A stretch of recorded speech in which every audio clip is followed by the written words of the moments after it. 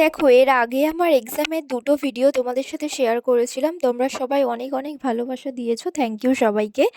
এটা আমার লাস্ট এক্সামের ভিডিও, এটাও তোমাদের সাথে শেয়ার করলাম। তো অ্যাজ ইউজুয়াল আমাদের যেহেতু সানডে করে এক্সাম থাকে, তো তাই ট্রেনটা একটু ফাঁকাই থাকে। আমরা সবাই মিলে হাসি ঠাট্টা করতে করতে পৌঁছে গেলাম। যেহেতু ট্রেনটা প্রচণ্ড ফাঁকা ছিল, কয়েকজন মানুষই ছিল, তাই আমরা একটু ভিডিও ফটো এই সমস্ত করছিলাম।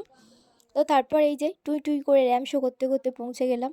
দেখো, জীবনে যা কিছু হয়ে যাক, হাসি ঠাট্টাটা নিজেদের কাছে সেটা বজায় রাখাটা যে কোনো পরিস্থিতিতে নিজেদেরকেই খেয়াল রাখতে হবে। এই যে র্যাম শো করতে করতে পৌঁছে গেলাম কলেজে।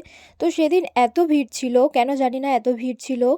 আর নর্মাল আমাদের যে টাইমে ঢুকতে দেয় সেই দিন দিচ্ছিল না, এতটাই ভিড় ছিল, মানে বলে বোঝানোর মতো নয়। তো অ্যাট লাস্ট আমরা ভেতরে ঢুকলাম। পুরো এত ভিড়ের মাঝখানে ভেতরে যাওয়ার পর এটাই মনে হচ্ছিল যে পরীক্ষা দিতে এসেই পরীক্ষার্থীর মৃত্যু হয়ে যাবে, এমন পরিস্থিতি হয়েছিল।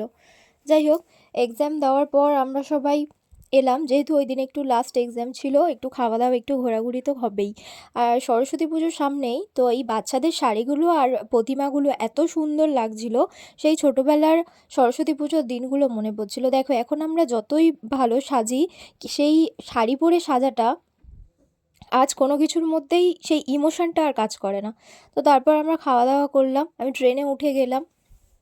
এতটাই কষ্ট হচ্ছিল, যেহেতু ভোরবেলা করে উঠতে হচ্ছিলো, একটু স্টাডি করতে হচ্ছিলো, সেই জন্য সবার শরীরটাও যথেষ্ট খারাপ ছিল।